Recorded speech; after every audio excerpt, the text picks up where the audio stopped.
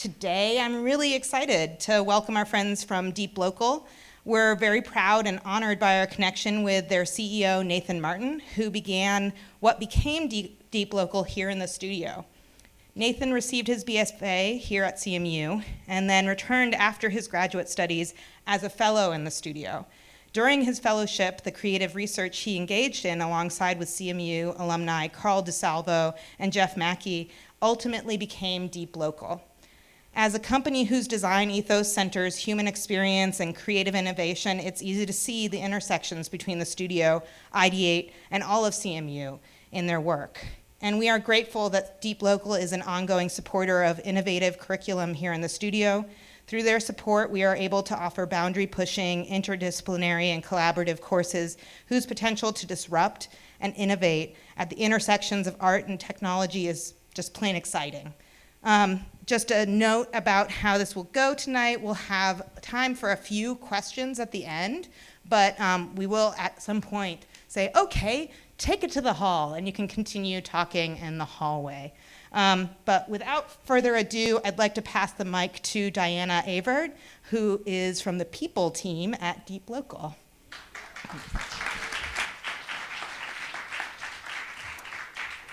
Thank you so much for having me tonight. One of my colleagues will be joining as well towards the second half, but we'll welcome him up when he arrives. I want to kind of just get things started with a quick video, which does have our CEO, Nathan, in it. He unfortunately is in New Zealand. Not unfortunately, he is in New Zealand right now, so he could not make it today. But if you ever have a chance to come to one of our open houses or have an opportunity to kind of see him out and about, he is super friendly. Definitely say hello.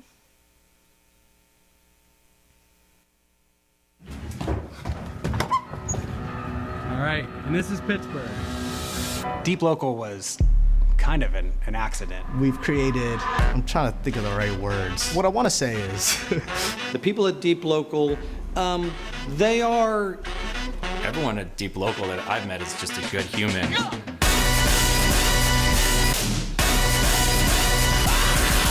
we actively built a company that was good at not doing the same thing twice, so. They're the arms and fingers and tentacles of one creative mind.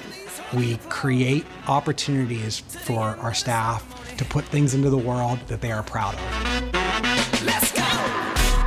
To be able to work across advertising campaigns, physical spaces, urban infrastructure, beautiful aesthetic installations. The ability to make things happen that most people and most companies can't make happen. And the diverse talent is extraordinary. Do you believe in magic?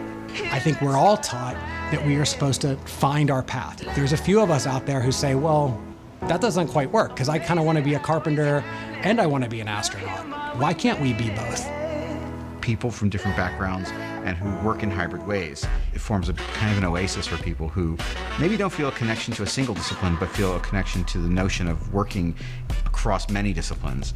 They talk to and work with the engineers to understand the why behind the product, how it works, to then be able to take that and translate that into an experience. Yeah, I don't think I've ever gotten a no, that's not possible from Deeplocal. You know that when you bring Deeplocal into a project, they are going to add something to it that you could not have imagined, and it's going to be better for it. But turning things into a reality is, man, it's a motherfucker.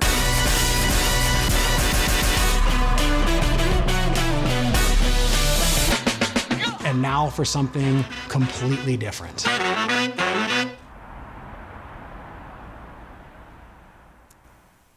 Okay, so that was just a quick introduction to Deeplocal.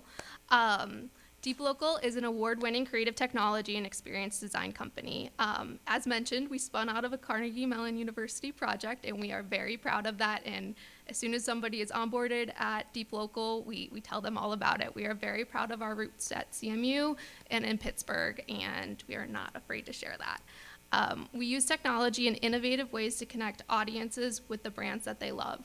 So chances are you've heard of a lot of the brands that we work with, but you might not know that we're behind some of their campaigns, some of their experiences that are out in the world. You'll find our work where physical meets digital in retail flagships, pop-ups, experience centers, corporate campuses, museums, and on-the-ground events. And I'll go over that a little bit, how it kind of breaks down in our different business units, and give you some examples of the projects that we worked on. You got a teaser of it in that video, so I tried to focus on some of those projects that were shown in the video. And you'll find us in Sharpsburg, which if you're not super familiar with the landscape of Pittsburgh yet, we are right across the Highland Park Bridge.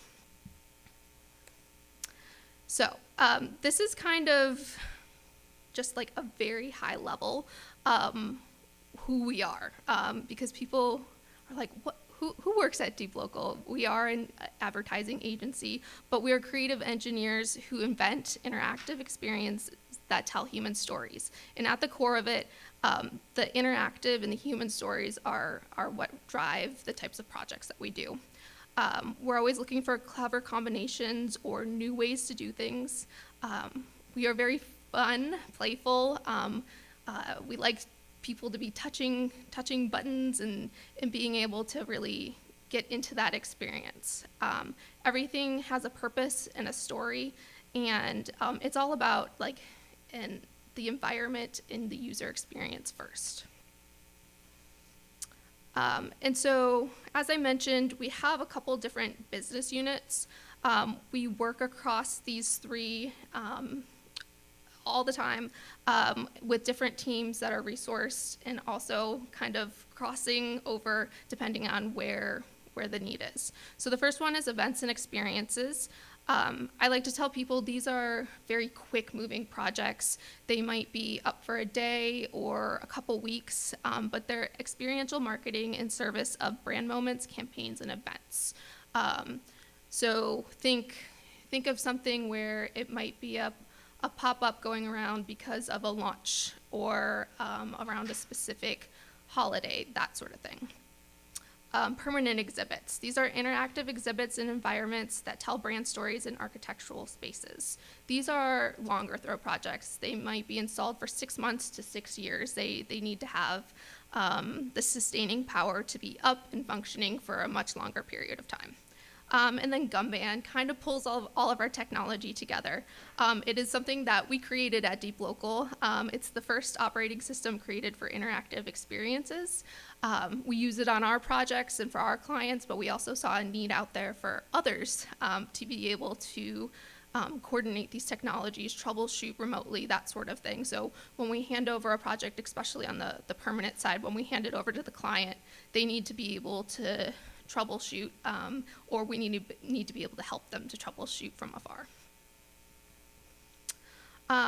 As I mentioned, we partner with some of the world's most innovative and disruptive brands. I'm guessing you recognize some of these logos. We work a lot with places like Google, Meta, Netflix, TikTok, Nike, and so I'll give you a couple of those examples as we run through some of the projects.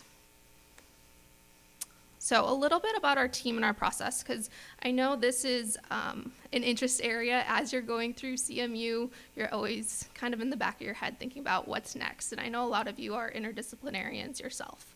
And we want to let you know that there are places out there for you in the working world beyond what you're doing here at CMU, where you can really embrace those different interest areas, those different skill sets. You don't have to just be laser focused in on one area. So we kind of went through this a little bit. We attract people that don't fall into typical industry roles. And if you kind of feel like that's you, maybe you could be a good fit at Deeplocal. We have a really unique staff makeup. So we have people with aerospace backgrounds. We have people who worked for the Department of Defense, Disney, that sort of thing. But we also have people who have really interesting hobbies and skills outside of maybe what they studied in school or the skill sets that they would typically put on a resume.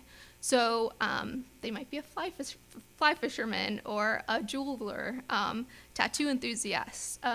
All this stuff gets pulled into our creativity and our work that we do at Deeplocal. And I think that's where the playfulness and really interesting creative projects that come out of Deeplocal, I think that's a lot of what's behind it. It's not just what people learned in school or out of online courses, that sort of thing. It's really where their interests and passions drove them. In the end, everything we do is rooted in creative tech. And I know sometimes people see creative tech and they're like, what does that mean? We work with emerging and creative technologies, including generative sounds and visuals, ML/AI-driven interactions, haptics, mixed reality, and robotics. But we also have a broad base of technical skills ranging from coding and DevOps to circuit design and firmware development. So we do it all. To kind of really drive that point home, all these things that we're thinking up, designing, really developing, we're also creating and fabricating them as well at Deeplocal. And I think that's what makes Deeplocal super unique in this space. We have a 37,000 square foot studio and production space, and I think this is now out of date because we actually just got some space across the street for playtesting as well. So from start to finish, we're doing every step of the project.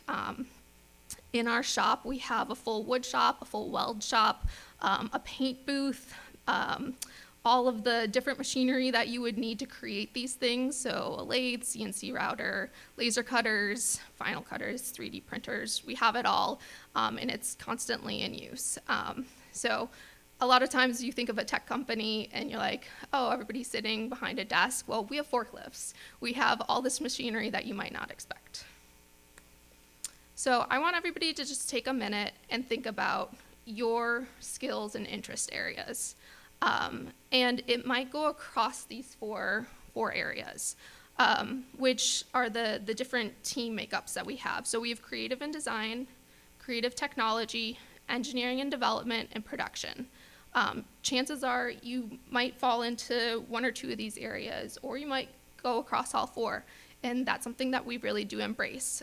One thing that I would encourage you to do is think about, as you're going through and picking your courses here at CMU, think about where your passion really lies and what's driving you, and consider that you can go to some of these other areas and test them out and see how that fit is, and know that there are places that embrace having all of these or a variety of these skill sets. So I know a lot of times when you're applying for jobs or internships, they're trying to fit you into one of these, but recognize that it can help inform the entire process by having different skills and knowledge in all of these areas.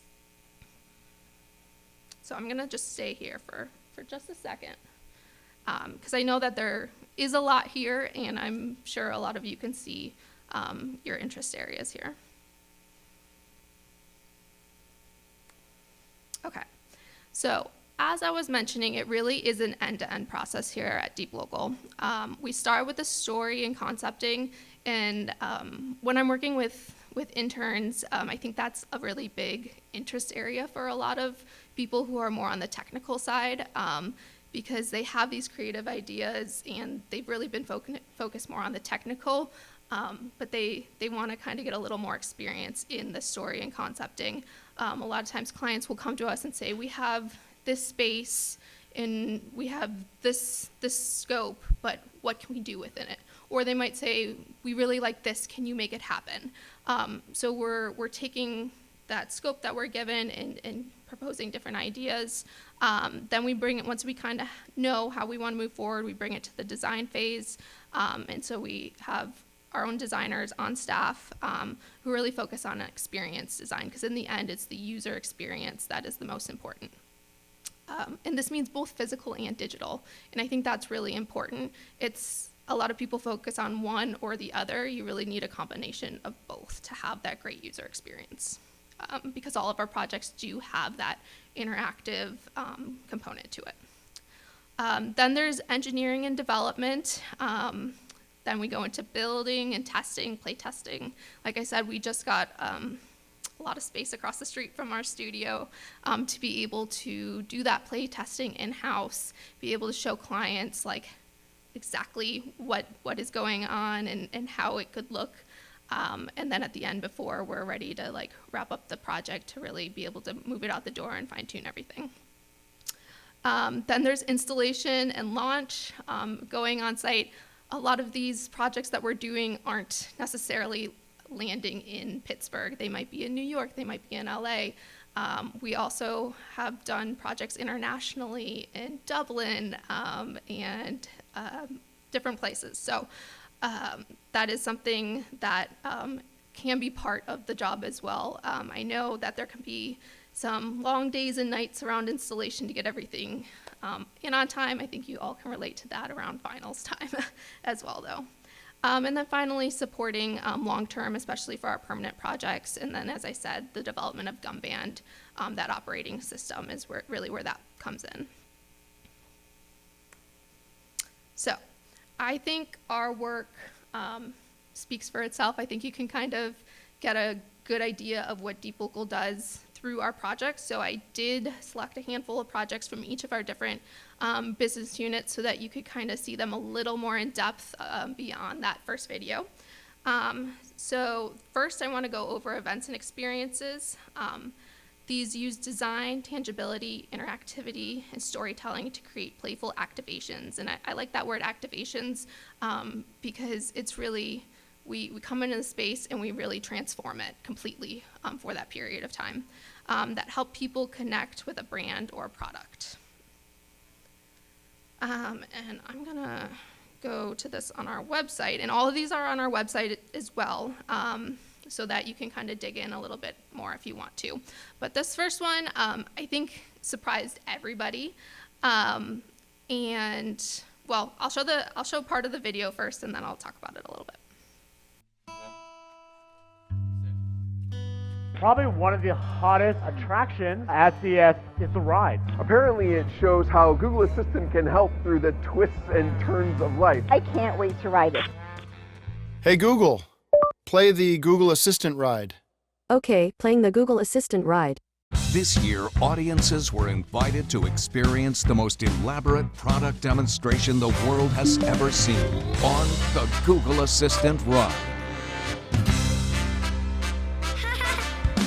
It's like Armageddon, and it's not even 8. No matter how much you threaten, you're still gonna be late. Liz has toothpaste in her hair, and Frank has milk in his eyes. They shaved the dog's hair, and he's looking surprised. It's just another early morning in complete disarray. Now what you got on today? Hey Google, tell me about my day. Good morning, Bob. It's 7:32 a.m. Right now in Peoria, it's 52 and cloudy, with storms on the way. Oh, great. You have one reminder for today. Don't forget Grandma's birthday cake. Oh, yep, we're on it. Please don't forget the cake for Grandma's birthday tomorrow, okay? Hey Google, take me to the bakery. Okay, starting navigation. Part theme park attraction, part marketing stunt. That's a tech joke. The ride showed how one man overcame the odds with nothing but the power of love and the world's most helpful apps and services.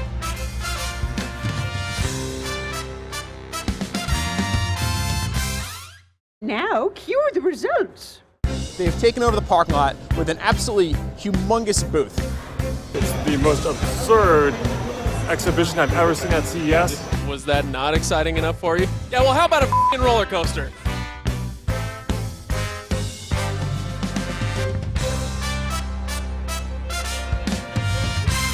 Okay. So, as you might have noticed, we developed a roller coaster for a CES booth. That is something that was completely unexpected, but in the end, it was showcasing the Google Assistant product. And so that's just kind of when in that intro video when they say Deeplocal never said like that can't happen, we never say that can't happen. We try to make whatever idea comes about, we try to make it happen. And this is something that it goes way beyond what others would even dream up, especially as a booth at CES. So that's just an example of an events in E&E side of things that was very short-lived, but still like had a huge presence and impact for that product. The next one that I want to go over is, I think, a really fun one. This was a project that we did for Lyft for the Grammys. They were moving to New York, the Grammys back to New York, and so they really wanted to have something that would catch people's eye as they were coming in.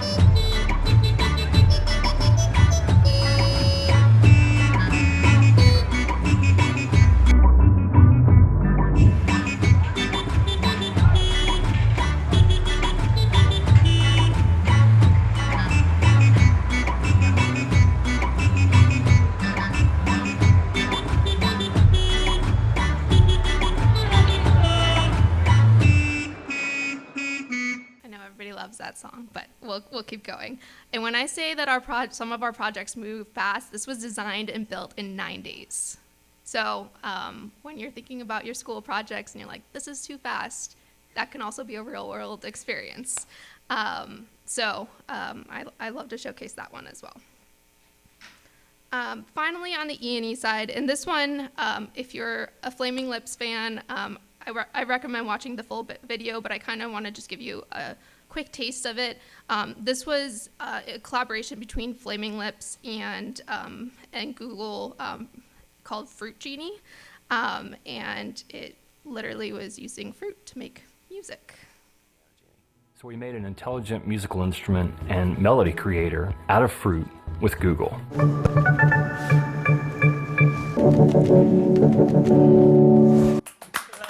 When I played the fruit, I'm touching it, and I didn't know exactly what it was going to do every time. Each one is announcing what it is. Banana, green apple. So we worked with Google AI, and they sent us the software called Piano Genie.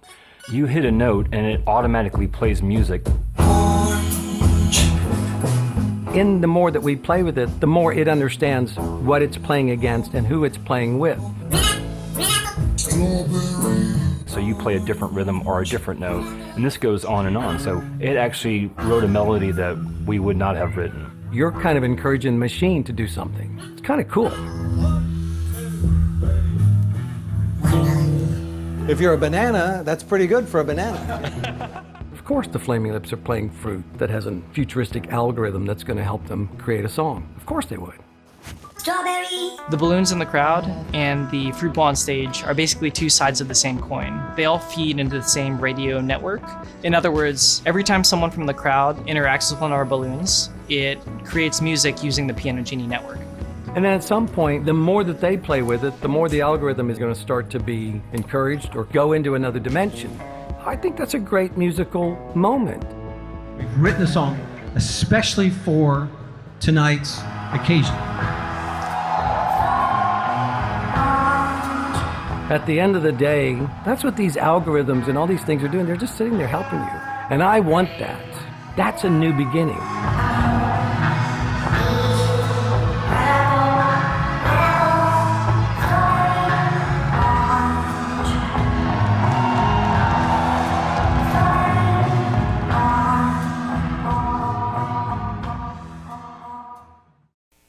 So as you can see, that's where the events and experiences side came in. It was at the actual concerts.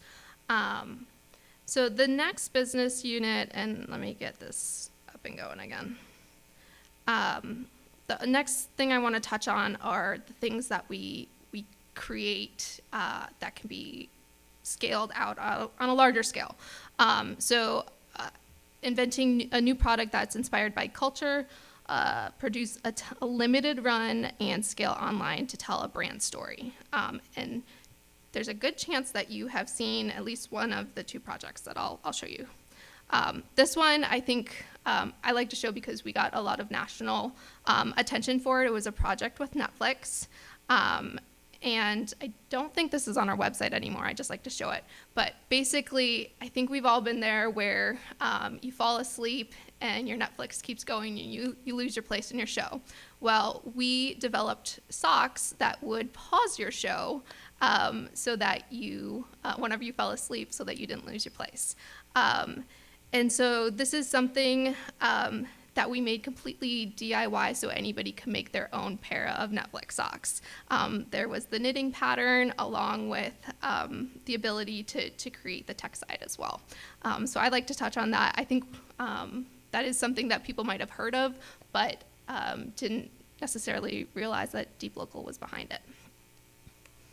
Another one that's more recent is with Reese's Puffs, and I think I saw these still in the store as recently as like August. So I will show a brief video of this one, but it had two sides to it.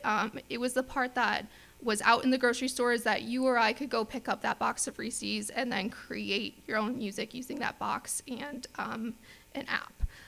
Then there was also the RP Pro, which was a limited edition synthesizer, and that had like the Reese's cups and the different Reese's Puffs and that sort of thing as a part of like the knobs and buttons on the synthesizer. So I'll show a brief video of that. Reese's Puffs, is known for being kind of tapped into culture. Way back in the day, in the 2000s, they created the Reese's Puffs rap. Reese's Puffs, Reese's Puffs. So we were tapped by Anomaly to generate a music box that anybody could use. And we kind of saw an opportunity there to kind of build out a whole new kind of ecosystem of instruments. We developed the RP Pro for gearheads and pros, but we also wanted to develop the RPFX boxes, which are music boxes created for anybody to access. They can basically go to the supermarket, pull a box off the shelf, get out their cell phone, and they can make music right there. So the RPFX uses your cell phone's camera to look at the back of a cereal box and sort of triangulate and coordinate based on some markers on there. And then based on that, it detects where you've placed Reese's Puffs on it.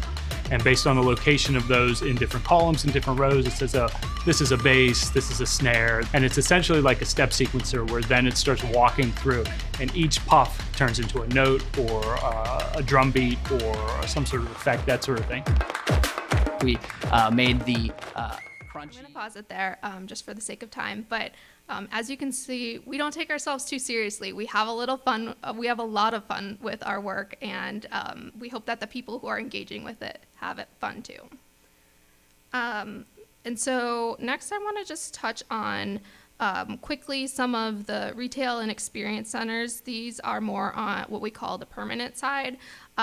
They create experiential spaces that serve as a physical expressions of the brand and always remain as innovative as the products. This is one of my favorites. It's the Google Flowers. And as you can see in the corner here, I'm not going to show the video for this one, but like I said, these are all on our website. As people walk by outside this Google location in New York or walk into the lobby, these flowers open and close based on the people and their movements. So it's something completely unexpected, but really welcomes you into this lobby space that would otherwise be pretty bland. And that just kind of puts a smile on your face. And I think that is, in the end, a lot of the goal of a lot of our projects. It just brings people to have a great experience at unexpected times. Another one, this was an international one, Museum of the Future. I think this was, and Joseph can correct me, this was our first international, or big international project. Actually, there are actually thousands of international projects before, but this is the first Permanent, okay. And Joseph is also from Deeplocal up here. I'll have him come up in just a little bit. And this really played on senses and people coming into the space and having different experiences with touch and that sort of thing. I'm not as familiar with this project, but it's super cool, and I want to make a field trip across the world to go see it. And then finally, with this one, AnyPixel, I like to bring this one up post-COVID because it was so engaging that they had to turn it off during COVID because people kept trying to play with it. So I'll give you a quick video of it. Should be this one. Yeah.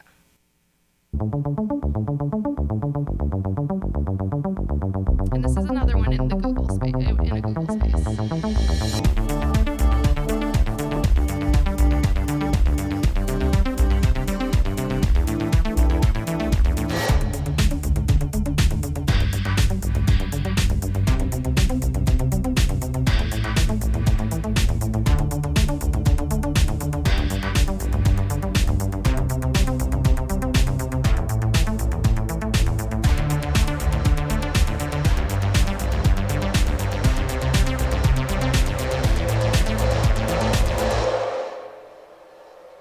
So that was just to show you kind of what it looks like. But as I mentioned, like it just like calls people in to come in and play with it and engage with it so much that during COVID and when you weren't supposed to be touching anything else other than what you personally could touch, they had to just shut it off completely because people kept trying to play with it. So that, I believe, is the last project that I was going to go over, but we have tons of these videos and just overviews on the work section of our website if you want to explore a little bit more about them. So just very high level, because there's a reason that we came to talk to you, not at a career fair, but just to tell you about Deeplocal in general. I'm just going to briefly go over what work is like at Deeplocal and some of the benefits and perks. So a lot of us who come to Deeplocal come for the work. We find it really interesting and engaging, but we really stay for the people.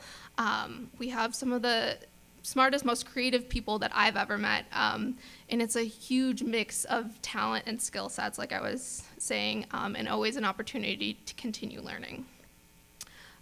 We really promote living your life and working flexibly, so we do have hybrid work options for most of our positions, with the exception, for example, if you work in the shop, you can't bring like a CNC or a lathe home. Like you need to do that in the shop.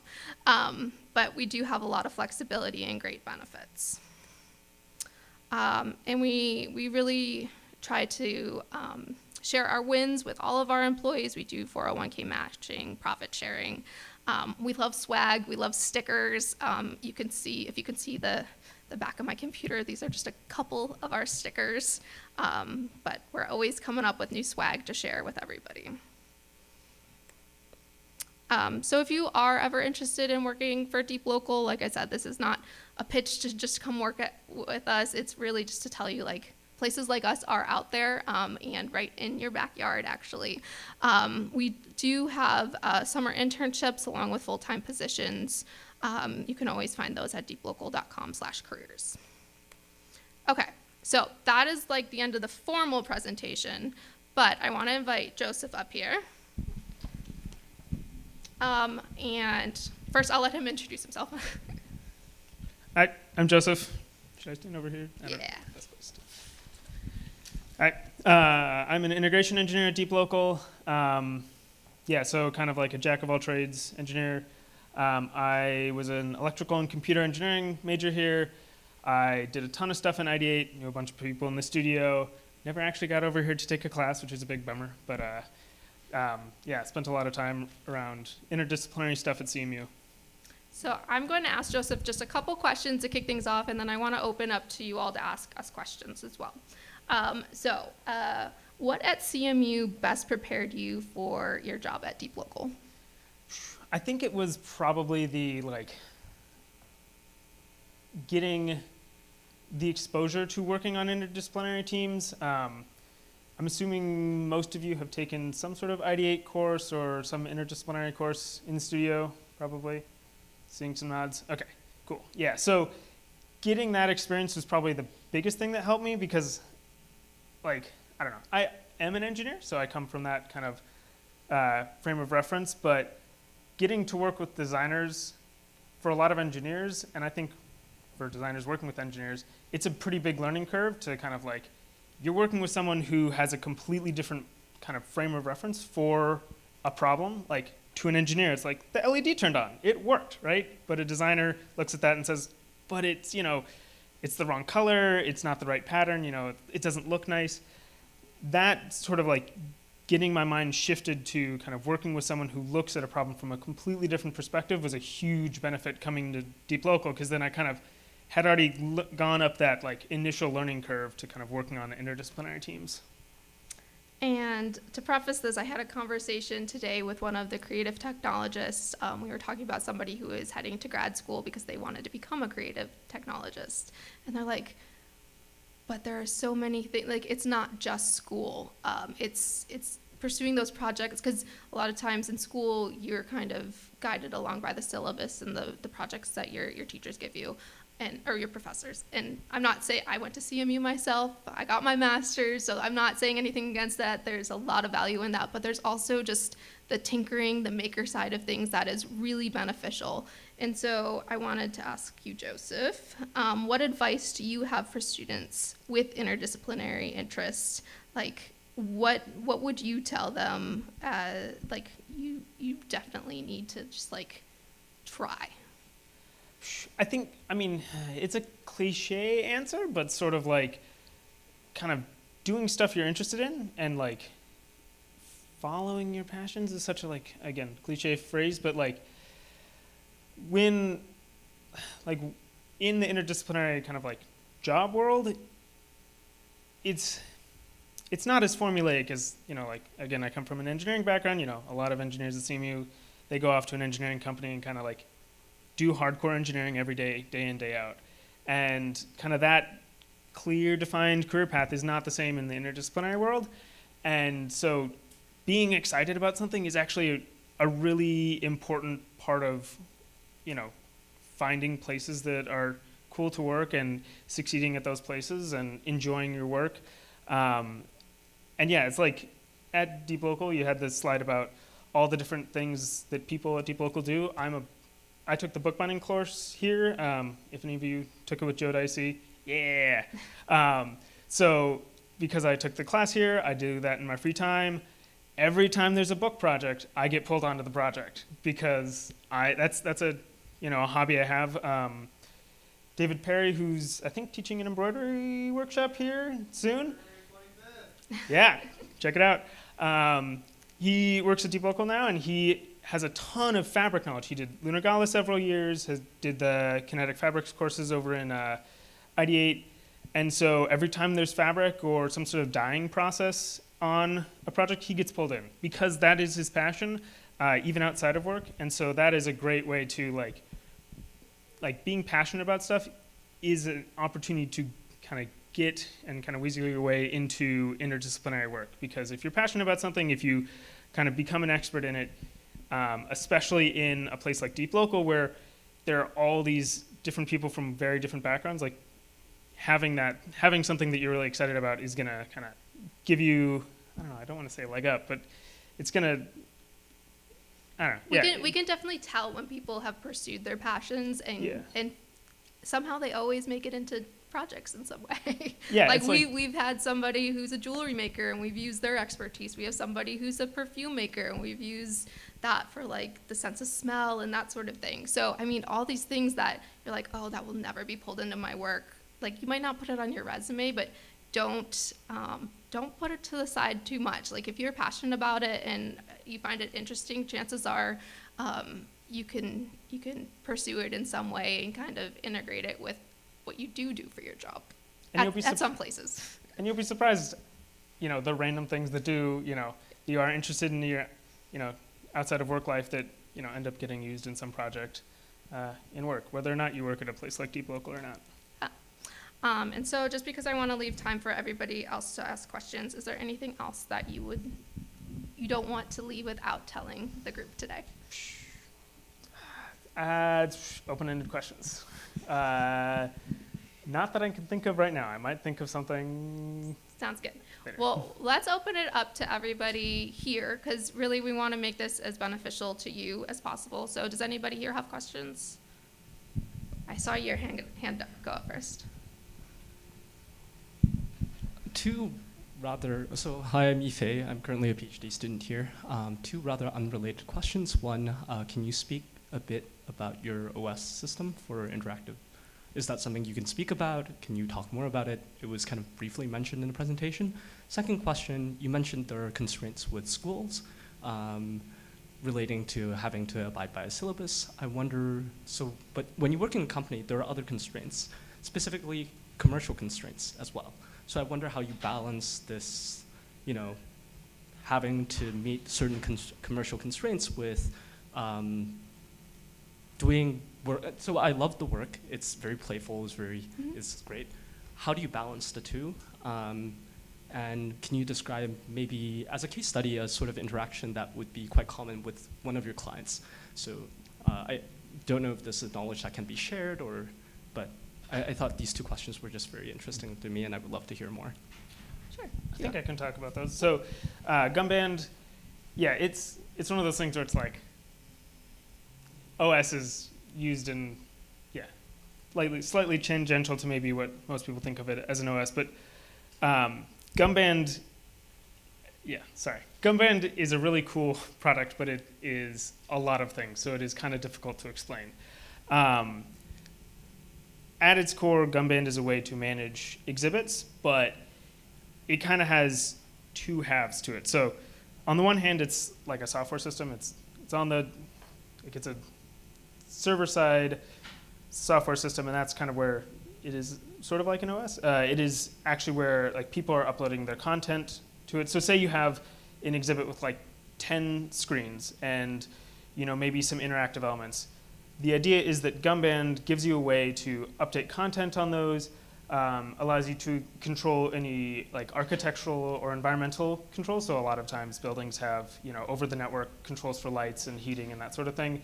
And then also it can give you things like health and status and metrics for an exhibit. So you'll be able to, it automatically can track, how many people have interacted with this, what have the interactions been, are any parts of it broken, that sort of thing.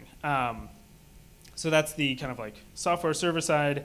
And then there's also the Gumband hardware, which is essentially a network controlled or network connected Arduino. So that is super useful for the engineers because suddenly we can, during development, we can set this thing up so it, you hook it into your circuit and then you write your firmware and you can actually control parameters and see data back remotely on your laptop. And so for us, it makes our lives a lot easier.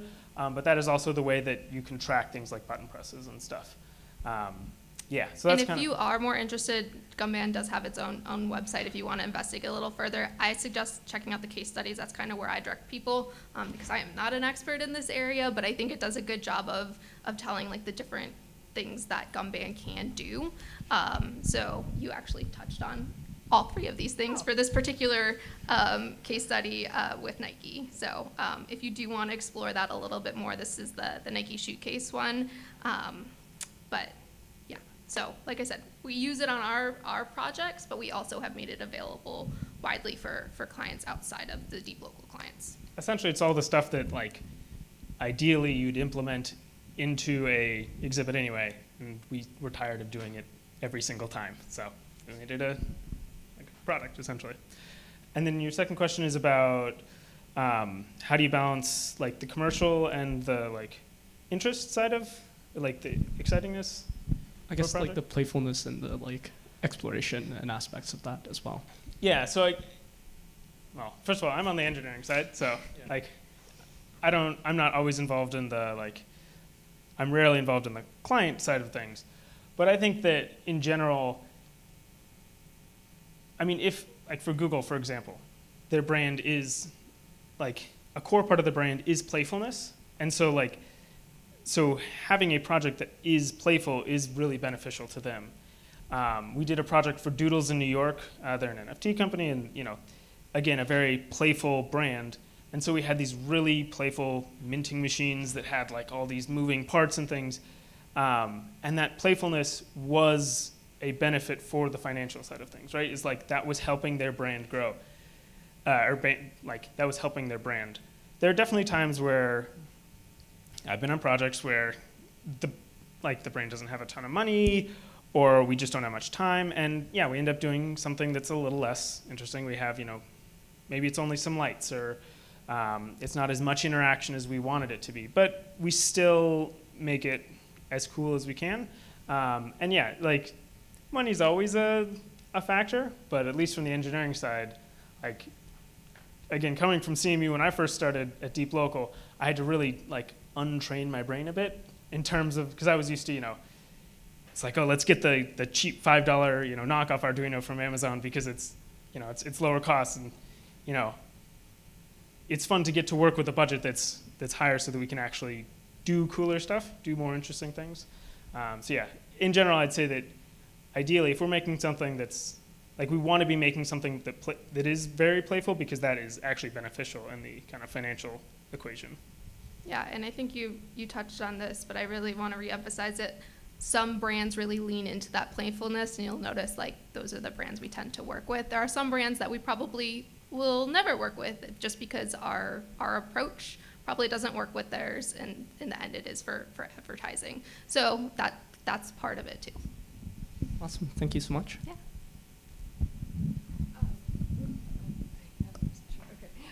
Hi, I'm Nish. I'm an IMB ECE kiddo. And I was wondering, is there a project that you wish you could redo differently, and what would you do? Every project? I mean, every project Hindsight, has, yeah. If you had to pick every project, you learn most. from, right? And that's not to say that I would do the, create, again, I'm an engineer, so, every project I'm learning something on, so every project I have things that I look back on, and it's like, I could have done it a little better here or there, but, that's an interesting one. While you think about that, I also want to preface, we do have the client's timelines and budgets to keep in mind. So as was previously mentioned, sometimes you're like, oh, if I could go back and do that, if I had $1 million and 2 years to do it, that can also change things. Yeah. I mean, yeah. All of the projects that I've done, I've been pretty excited about. I can't think of anything that I'm I wasn't super happy with. I think there have been a couple where, we did a couple last fall where, because of timeline and size, the interactive pieces were mostly interactive lighting. And I kind of wish that we could have done something that was a little more tangible. I think that in general for these sorts of experiences, tangible interaction is actually a key point. It's not just, you don't want to just have screens on walls. You want to have something that a user can interact with their hands and actually tactilely interact with. And another thing, I'm not personally working on projects, but I know that a big conversation that we've been having is making our designs more inclusive. And that's not just ADA compliance, that's everything from neurodiversity to being able to engage multiple people in different ways at once, that sort of thing. So I think that's another lens that I think Deeplocal is really hoping to dig into as we go into the future.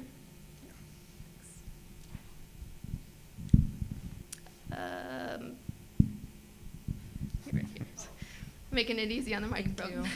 Hey, okay, just testing. I was wondering, do you have, what's your least favorite part about working at Deeplocal? Because I feel like you guys have talked a lot about what you love about Deeplocal. I know this is a hard question, but I feel like I need to ask it. That's a good question. You should always ask that question. Don't apologize for asking that. Nothing is perfect. Nothing in the world is perfect, so. Yeah, I think, that is actually a tough question, though. I think one of the, I think probably one of the big disadvantages is, or not big disadvantage, one of the things that I like less is this sort of work takes a lot of time. To do something in 9 days takes a lot of time. And, I mean, you all go to CMU, you all know this, a project for example, the LIFT project, that was before my time, but to get it done in 9 days, that was a really hard push that they had to make to design it and build it. But at the same time, it's a double-edged sword because, yeah, long hours on a project are tough, but that's the way that sometimes it sometimes has to be that way in order to get a really cool project done. And I think it's when you spend a bunch of hours on it and it doesn't turn out well, that's really tough. But usually at the end of the project, even if we have to make a really hard push to get it done, it's usually rewarding at the end. But I'd also say that one of the cool things about how Deeplocal has changed since I've been here is because we have permanent events and experience and gum band, there's a lot more opportunity to not have to be on really fast turnaround projects. Like I'm on E&E. I do events and experiences primarily, but I've touched all 3 of the business units over my time at Deeplocal, and I really like the fast timelines, really adrenaline rush. We're going to figure out how to get this done in a creative way. But I know people on permanent who, they have 6 months to do a project or a year to do a project, and so they don't have to pull those hours sometimes. And again, we also have comp days and other ways that it's not too terrible to have to do that. But it's kind of like you choose how you want to work. I really like to have that adrenaline rush on projects, but not everyone does. But we have options for that too. And just to be fair, I'll answer too. I think working with people who always want to do more, do better, always learn more, I think that is such an invigorating place to be. But I think you also have to be conscious of okay, we need to pull back a little bit. We can't do everything at once. We want to do everything at once. That's just the type of people that work at Deeplocal, and I think some of you might be able to relate to that. But so being able to pull yourself back or pull people back and say, okay, we also need to take a breath. And I think we're really trying to do that as a people team and an operations team to support everybody who works at Deeplocal the best we can to find that balance. Okay, I know that we're at 6 o'clock, so I'm going to leave it up to the people in charge if we do any more questions. Otherwise, we can take it outside. One more question? Take it outside. Sounds good. Who wants to have the last question? Okay, I saw in the orange sweatshirt. Hello, my name is Shay, and I was wondering how your day-to-day or task allocation goes. From what I hear, it is very fluid, but I wonder how you feel about managing different projects, or is that something that you do on a daily basis? Yeah, so I've kind of, at times in my career at Deeplocal, I have both been on a project, one project, 100%, and also split my time across different projects. It is very fluid. And it's fluid for a couple reasons. I'm on 2 or 3 projects right now. One that is sort of a permanent project that's working its way towards completion. It's sort of happening in the background every couple days. I'll have to do a couple things, talk to a couple people, but it's not kind of front and center. And then I have a couple other projects that are E&E projects, but both of them are quite small, and so it's sort of left up to me to kind of allocate my time. And that's one of the things in general about Deeplocal is there's a lot of trust. So my manager knows that he trusts me to say I have enough time to take on another small project, or I don't have enough time, I need some help. I need another engineer to help me out on one of these, take something off my plate. Yeah, so I'd say it's kind of up to you how you want to do it. I know that I'm still learning how to kind of split my brain across multiple projects. Usually I actually do prefer to work on one project at a time because that helps the way my brain works. But it's kind of I can work with my manager to kind of figure out how to strike that balance. Can you touch on the positions that are in place, like EPMs and that sort of thing, help with that? Yeah. So on a project. So I'm on the engineering side, and so on that production side, when we're actually building it, we do have engineering project managers who are kind of checking in day to day and making sure that the project is actually moving along. They'll do things like making sure that parts are ordered from vendors and that sort of thing. And if deal with any roadblocks that come up. And then there are also overseeing the whole project is the producer. They're focused on much more than just engineering. They're talking to the EPM to figure out how the engineering stuff is doing, but also talking to the creatives, talking to production staff, talking to the client, making sure that all the other many moving parts in a project are actually working okay. But generally for each position, even designers or creative tech or like as I said on engineering, it is sort of up to us to work with our manager to kind of have an open conversation of like how much time we have, how projects are progressing. Sometimes a project will spin up and then like my part will get cut, just because of timeline or budget. And then I have extra time for something else. And I like that it's very flexible in that way. But it does mean that I have to be good at managing my own time, which sometimes I'm not because, I've only been out of school for 3 years, so like, I'm sure you've had projects that haven't gone completely according to plan timeline-wise. So I think that's all that we have time for formally, but at least I'm not going to speak for Joseph. I'm happy to stick around outside to kind of continue the conversation if anybody's interested. But I want to thank you all for coming, hearing a little bit about Deeplocal, and we hope that we get to interact with you in some capacity in moving forward in the future. Thank you.